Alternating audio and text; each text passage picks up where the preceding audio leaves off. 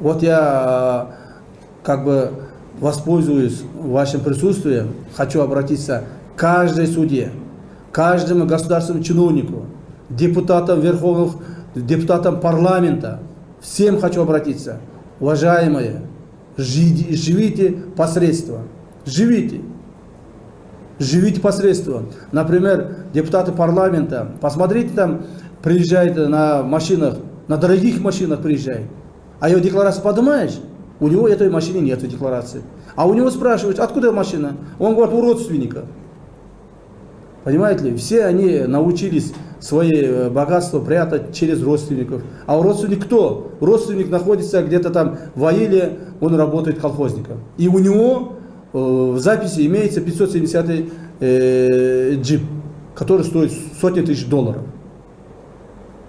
Ребята, поэтому прятать.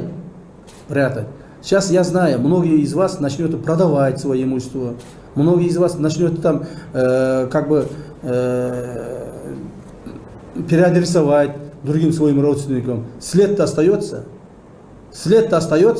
Каждого из вас мы будем проверять. Поэтому я вам советую что? Я вам советую, продайте, давайте свое имущество и доход государства.